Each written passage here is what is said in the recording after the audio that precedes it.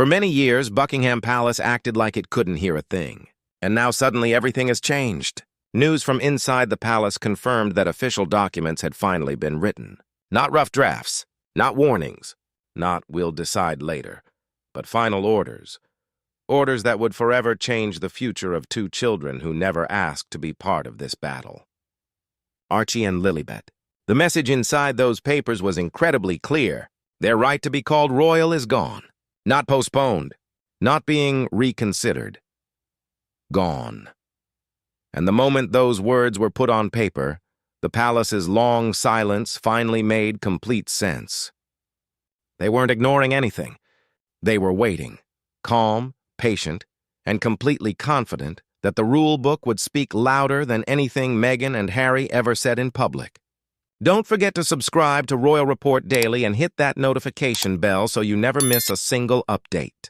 To understand why the royal family made such a harsh and final choice, we have to go back to a rule book written long before Meghan, Harry, or their children were ever born. The year was 1917. The world was at war. Kingdoms were falling apart, and the British royal family was desperately trying to protect itself from confusion and political danger. So King George V did something no king had done before. He wrote down in official legal language exactly who could be called a prince or princess, not as tradition and as law. His announcement was called the Letters Patent, and it became the foundation of royal identity for every generation that followed. Inside this document were 3 strict rules every royal child must meet. Rule 1, the child must come from a verified royal bloodline.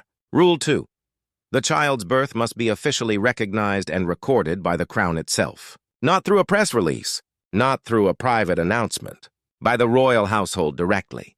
Rule 3, the child must be connected to the Church of England through an official baptism. Not optional, a legal step in establishing royal identity. These rules were strict, exact, and unchanging. Created to protect the royal family from exactly what it feared most, confusion. For many years, every royal birth followed these rules perfectly. No shortcuts, no special cases, no problems, until Archie was born, and the very first crack appeared in the royal paperwork. Stay tuned to Royal Report Daily. We bring you the stories that matter. Archie's birth in 2019 should have been straightforward. A happy announcement, smiling parents, a new baby welcomed into history. But inside the legal paperwork, something strange happened. Archie's birth certificate initially listed his mother the correct way, Rachel Meghan Markle. Everything normal, everything proper. But later, the document was quietly changed without any clear explanation. Meghan's full legal name was removed and replaced with a single phrase, Her Royal Highness, the Duchess of Sussex. Birth certificates are not social media posts. They are permanent legal records locked into history. So when this change appeared, it set off serious warning signals behind palace walls. Meghan claimed the palace forced the change. Palace staff claimed Meghan requested it. Both sides pointed fingers. Neither backed down. And no one ever provided a final agreed-upon answer. But here is what truly mattered to the royal family. A royal birth record had been changed. And once a royal record has doubt attached to it, that doubt becomes a crack. One that spreads, grows, and eventually leads to everything falling apart. By the time Lilibet was born in 2021, the palace had already learned something powerful. Silence can be louder than any words. Because when her birth came, the world expected a familiar picture. Royal doctors standing by. Official announcements from Buckingham Palace. Photographers ready to capture the newest Windsor. But none of that happened. Instead, the birth was announced from thousands of miles away, wrapped in a cheerful press release from sunny California. A friendly message, a picture-perfect statement, but someone was missing.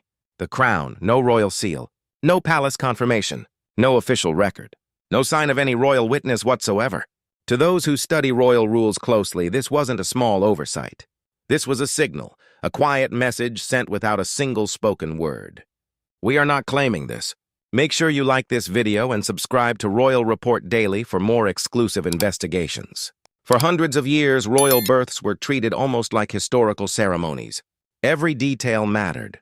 Where the child was born, who delivered them, which doctors signed off, how the crown officially recorded it. These steps were the royal family's way of saying, this child belongs to our history. But with Lilibet, None of those steps were followed. To the public, it looked like a simple geographic difference. One baby born in the UK, one in America. But to the palace, it was far bigger.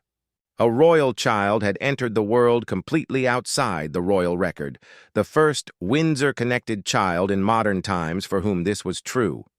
And inside Buckingham Palace, this was not seen as an accident.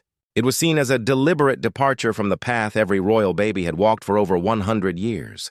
The quiet rejection had begun. If the birth raised concern, what happened next caused real alarm. Months later, Meghan announced that Lilibet had been baptized in California. She spoke warmly about the ceremony, the joy, the meaning. But behind palace walls, the reaction was very different. Because for royal children, a baptism is not simply a family celebration. It is one of the core requirements of the 1917 Letters Patent. The moment a child is officially tied to the Church of England, to the crown, and to the centuries of tradition behind them. A legal marker as important as a birth certificate. But Lilibet's California baptism was reportedly never registered with the Church of England. To the couple, it was a beautiful and deeply meaningful celebration. To the royal family, it was a ceremony that on paper did not exist. A child without a recognized Church of England baptism exists outside the official record. No matter how meaningful the ceremony was to the family personally, inside palace circles it was seen as an avoidable but permanent mistake. And instead of strengthening Lilibet's connection to the royal family, the event did the exact opposite. It left her floating between two worlds, celebrated in America, unrecognized by the system she was born into. Don't miss a single update. Subscribe to Royal Report Daily right now. While these cracks formed quietly, another problem was growing, something far more personal and far more painful.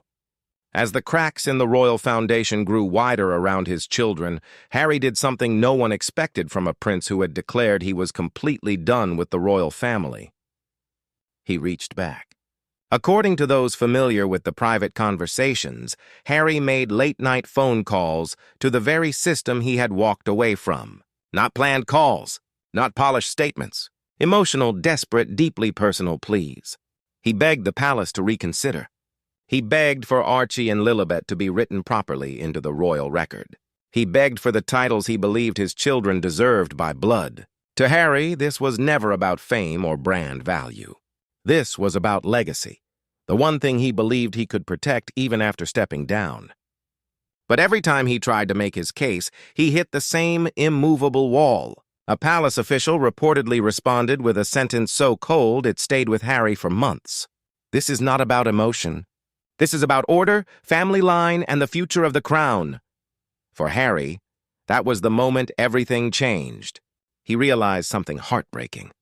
He wasn't just the prince who had stepped away from royal life. He had become the prince whose children were being erased from it.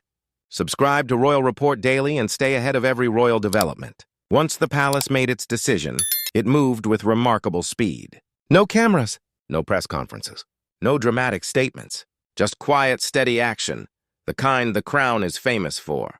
And the consequences were not gentle, not temporary, and not open to any discussion. This was the full list of what Archie and Lilibet reportedly lost.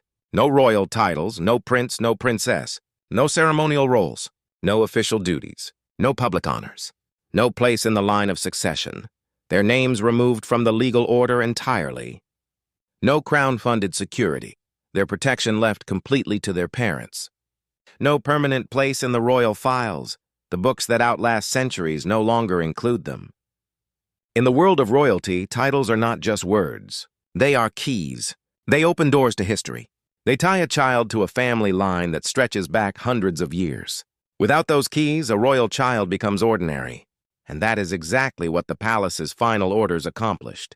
Stripping away everything that connected Archie and Lilibet to the centuries-old Windsor legacy. Not as punishment, not as revenge, as the strict and cold application of rules that have existed for over 100 years. The royal family had acted, and nothing would ever be the same again. Hit that like button and subscribe to Royal Report Daily right now. In the end, Buckingham Palace never shouted, never argued, never tried to out-talk the storm of interviews, podcasts, and documentaries. It didn't need to. Because the royal family has always understood its greatest power, silence.